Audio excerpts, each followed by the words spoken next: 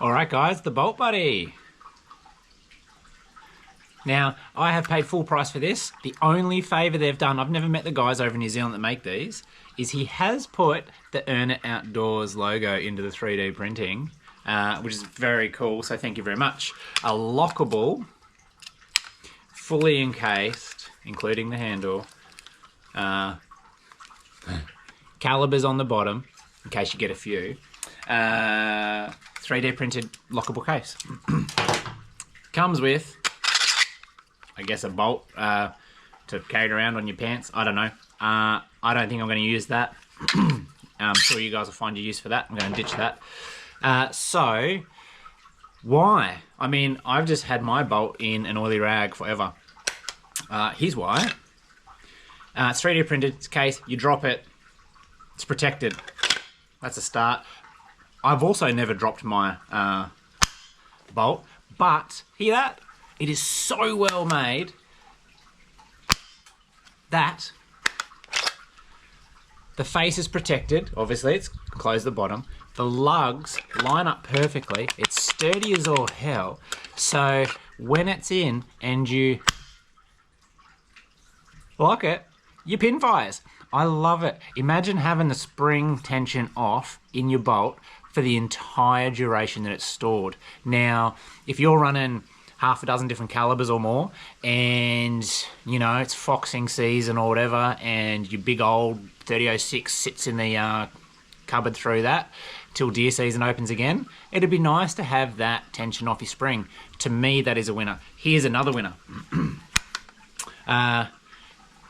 If you're like me and you get stuck out in the scrub a little bit and everything gets wet more often than probably should, it gets a bit scrubby, you bash through the scrub with your gun, all the above, and every once in a while you want to pull apart your pin and you want to take the shroud off, get the pin out, clean it all up, because you think you've got a bit of a mess in there, or you're just putting around hundreds and hundreds and hundreds of rounds through it, so you want to keep it nice and schmick on the inside.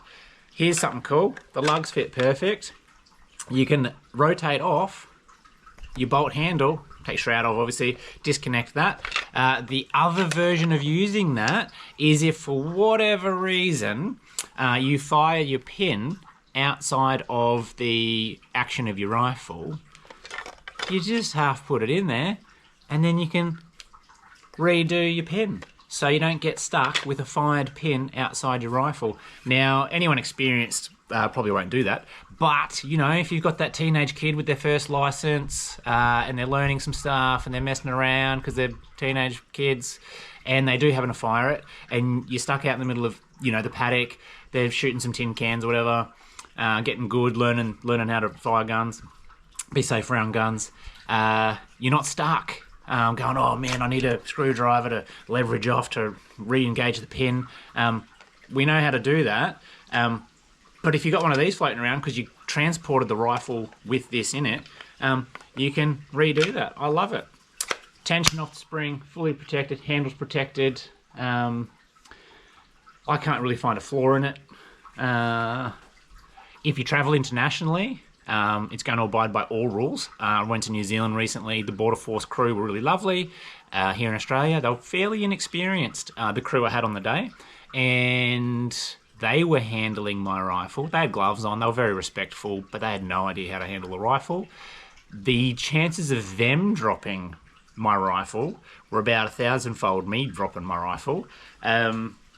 So maybe that's a good idea. If you're going to have other people going through Border Force here or over New Zealand, say you're over there chasing some chamois or Seeker or tar or something exciting, every airline, every country is going to have their own rules, and I can guarantee you, even if they don't need this, they're going to be impressed by this. So you lock her up. If you want a bigger padlock than that, it's a bit more metal, that's fine too. I'll probably upgrade that myself. You know, I'm living in Queensland near the border, to and fro across New South Wales all the time. The rules are changing. I reckon no matter what cop, whether it's federal police at the airport, Border Force at the airport, whether it's a copper in a bad mood on the road, whether it's you're in state forest hunting and that crew comes past and asks some questions, if you've got this locked and it's in your ammo lockbox, and it's locked with your magazine in there, and your rifle box is locked, and it's all tethered to the ute, mate, you were going to pass with flying colours. Add a little bit of manners, and you're not going to get hassled. You're going to pass the dickhead test, and when you pass the dickhead test with coppers, they leave you alone. All of them. They're actually decent people for a majority.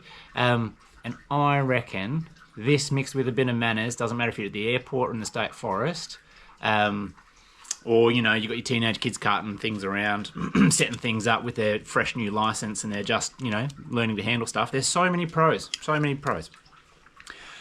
Jump on board. It's a tiny little company. I think it's one dude printing them at home. He's going to increase the amount of calibers he's catering for, different brands he's catering for. Just get in touch. I'll have the link in the description of the video.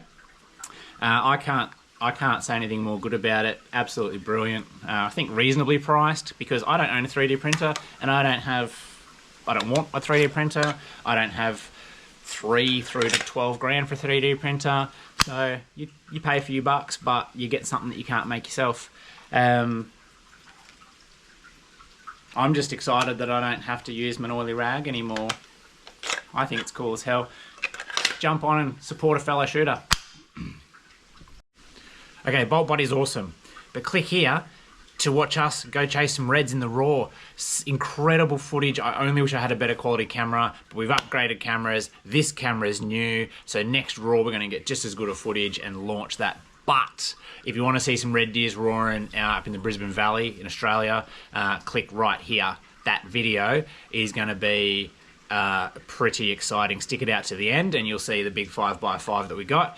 And if you want to follow the channel, it's up there, because, hey, I'm not going to keep doing these if we don't get some traction.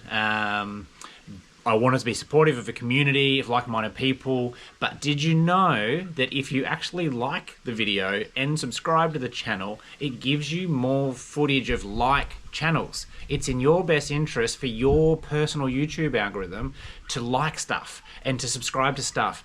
It does us a favor too, but you guys actually get better quality suggested videos if you're liking stuff and subscribing to some stuff. So if you like shooting, you like chasing pigs, you like red deer hunting and seeker deer hunting, and you like chasing tahr, little secret, I'm going tahr hunting in the spring, and I'm going to bring you the best video I possibly can. So if you like that stuff, you have to start liking the videos on YouTube and subscribing to channels, because the YouTube algorithm is going to give you more of what you want.